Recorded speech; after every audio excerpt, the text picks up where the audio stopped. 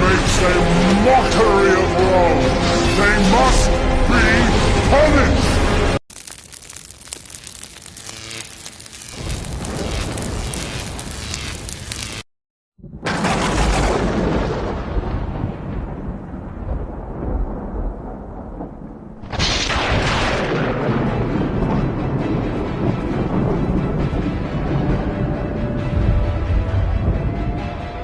La batalla de Clontarf tuvo lugar un Viernes Santo de un 23 de abril del año 1014 en Irlanda, liderada por el rey Brian Boru más como un título ceremonial que de hecho, puesto que su dominio no era real, su poder distaba mucho de controlar la totalidad de la isla. La batalla se produjo entre dicho gran rey y el de hecho rey de Leinster Maelmord Murchada. Entre los siglos X y XI, en la Irlanda parcialmente ocupada por los vikingos aparece la figura de Brian Boru, rey de Irlanda. Tras la victoria contra los invasores en Glenmama, nuevos enfrentamientos entre irlandeses y vikingos que ocupaban las ciudades costeras imponiendo altísimos tributos dieron lugar en 1014 a un nuevo conflicto que culminó el 23 de abril en la batalla de Clonfert, cerca de Dublín.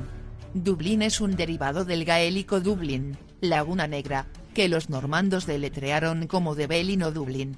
Este nombre le viene por la laguna que se formaba por el estancamiento del río Podle antes de desembocar en el río Liffey, laguna que se mantuvo hasta 1700, cuando fue drenada para permitir la expansión de la ciudad. La ciudad como tal fue establecida por los vikingos en el año 841, en torno al río Podle, pues utilizaban el Dublín para amarrar allí sus barcos. Anteriormente a este asentamiento, se cree que hubo otro, cristiano, que recibía el nombre de Duiblin, de donde tomarían la idea los vikingos para ponerle el nombre de Diflin con el que conocieron a la ciudad. Los vikingos gobernaron Dublín durante 3 siglos, con una expulsión en el 902, volviendo en el 917 y a pesar de su derrota por el gran rey irlandés Brian Boru, que los derrotó en la batalla de Clontarf. Esta batalla tuvo lugar el 23 de abril de 1014, entre los irlandeses de Munster, liderados por Brian Boru, y las fuerzas lideradas por el rey irlandés de Leinster, Maelmord Murchada, compuestas de sus hombres, mercenarios vikingos de Dublín y las Órcadas, liderados por Sigtryggr Silkbeard y Sigurd el Fuerte, y un rey rebelde de la provincia de Ulster. Estos eran los dos bandos, irlandeses de Munster, liderados por Brian Boru, irlandeses de Leinster, Maelmord Murchada, vikingos de Dublín, Sigtryggr Silkbeard, y Ulster. Antecedentes. Brian Boru había gobernado la mayor parte de las tierras de Irlanda desde 1002, pero la isla distaba mucho de estar totalmente sometida a su control y el título de Gran Rey de Irlanda era más un título ceremonial que una autoridad real sobre todo el territorio. Brian contaba con cambiar esto, y soñaba con unificar la isla bajo su mandato, de lo cual se ocupó durante varios años de su vida. En 997, Brian Boru y Máel Sechnaill MacDonald se habían encontrado en Clonfert y tras varias reuniones y parlamentos habían llegado a un acuerdo donde se reconocían el uno al otro como soberanos en sus respectivas mitades del país. Brian atacó el territorio de Máel Sechnaill constantemente, lo cual obligó a su adversario a entregar su tierra a Brian. En 1012 el rey de Leinster, Maelmord Murchada, se rebeló. Sus intentos fueron frustrados rápidamente cuando Brian dispuso una serie de alianzas matrimoniales, casando a su hija con Sigtryggr Silkbeard, líder de los vikingos de Dublín, y él mismo se desposó con la madre de Sigtryggr y hermana de Maelmord, Gormlaith. Sin embargo, esta alianza no estaba destinada a durar, y en 1013 Maelmord se unió de nuevo con Sigtryggr después de ser reprendido por Gormlaith, por aceptar el gobierno de Brian. Esta vez Sigtryggr estaba listo para luchar, y varios clanes irlandeses que envidiaban a Brian se le unieron, así se empezó a gestar una revuelta que cada vez contaba con mayores fuerzas y adeptos. Brian encarceló inmediatamente a Gormlaith, a lo que siguió una serie de incursiones alrededor de las tierras próximas a Dublín para mantener bajo su autoridad a los clanes irlandeses que pudieran unirse a las fuerzas vikingas. Mientras tanto, Gormlaith se puso en contacto con Sigurd Lodvison, el conde de las Islas Orcadas, para solicitarle fuerzas que pudiesen venir en su ayuda. Este no solo aceptó, sino que acudió a Brodir de la isla de Man, para unirse a la lucha. De esta forma, empezó a gestarse un poderoso ejército para acudir en auxilio de Gormlaith. En 1014 el ejército de Brian se había reunido y había partido en una larga marcha hacia Dublín. Cuando llegaron, los irlandeses de Meath, comandados por el ex alto rey Mael Setnail MacDonald, rehusaron tomar parte en la batalla. Esto le dejó con 7000 hombres, un duro golpe para la preparación de la batalla, si bien seguía superando en 2000 hombres a Sigtryg, pero con la desventaja de que sus guerreros estaban considerablemente peor armados en comparación. Llegaron fuera de los muros de Dublín y establecieron su campamento. La idea era sitiar la ciudad e intentar eludir el combate si era posible. Esa noche Brian recibió noticias de que las fuerzas vikingas habían embarcado en sus barcos y se habían hecho a la mar, desertando del lado de Sigtryg. Pensó entonces que tenía la victoria en su mano, pues las tropas vikingas eran lo más temible del bando rival. En realidad fue un ardid, ya que volvieron a tierra aprovechando la noche y que nadie les prestaría atención, pensando que se retiraban de la batalla, y desembarcaron en las playas de Clontarf, a solo una milla al norte de Dublín, para sorprender al ejército de Brian al día siguiente. Dublín estaba en la orilla sur del Liffey, comunicado con la orilla norte, y Clontarf, por un solo puente. Esto permitió a los vikingos desembarcar y prepararse para el fatídico golpe sorpresa al ejército de Brian.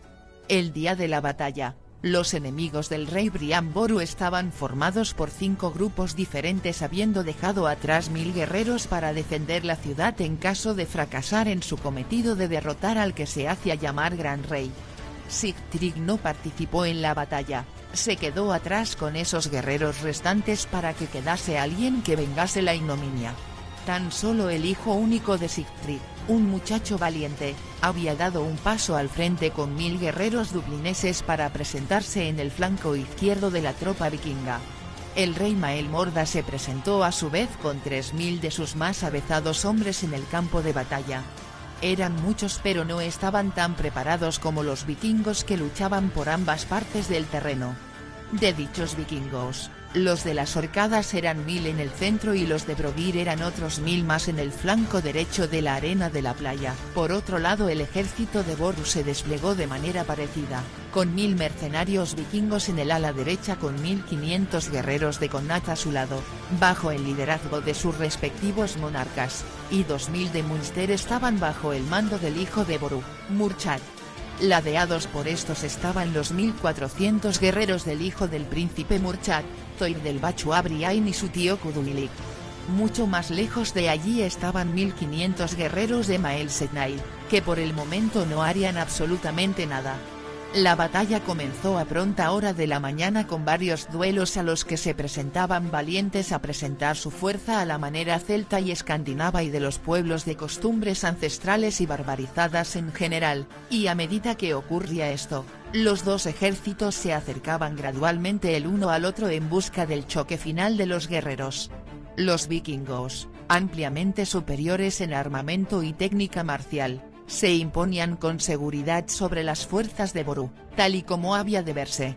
Sin embargo, a su vez los mercenarios vikingos de las tropas de Boru hacían retroceder a su vez a los celtas de la tropa de Morda y resistirse de igual manera a los vikingos que éste traía consigo. En el flanco izquierdo Brodir mataba y teñía de rojo su espada incesantemente hasta que se encontró con Wolfur el Peleón, hermano de Boru, quien se enfrentó a Brodir y obligó a huir con el rabo entre las piernas de vuelta a la seguridad de sus filas, y al caer la tarde los guerreros de Brodir se dieron la vuelta y emprendieron una desbandada hacia sus barcos. Al final, con Sigurd muerto y habiéndose producido pausas a lo largo del día para descansar y beber agua y darse un respiro, los ejércitos estaban exhaustos. La victoria todavía no se había decidido a favor de Boru, que se había retirado a su tienda a orar, y mientras tanto en un último ataque, el rey Mael Morda perdió la vida y en una desbandada general los vikingos, habiéndose topado con la tienda en la que el rey Brian Boru rezaba al cielo al que iría en apenas unos instantes, fue asesinado. La desbandada se había producido cuando Mael Setnail, Con sus hombres totalmente frescos cortaron la retirada de las tropas de Morda y de este modo se produjo la trágica muerte del gran rey de Irlanda, dado muerte por Brodir y sus hombres, que ya gritando triunfantes fueron asaltados a su vez por Wolfur el Peleón, que acabó de forma horrible con la vida del infeliz Brodir. Si nos enfocamos en el centro de la batalla, el ejército del rey Morda tenía las de perder y estaba siendo rodeado por los de Boru de manera alarmante. La leyenda dice que los de Mael poseían un estandarte mágico que daba la victoria a quien lo poseyese y perdieron el control sobre dicha bandera. Se decía que estaba maldito aunque nadie se atrevió a cogerlo, solo lo hizo Sigurd y a causa de ello perdió la vida de manera horrible. Consecuencias, los irlandeses ahora no tenían líderes, pues tanto Brian como Mael Morda habían muerto en esta batalla. Esto desembocó en un estado de guerras entre pequeños reinos.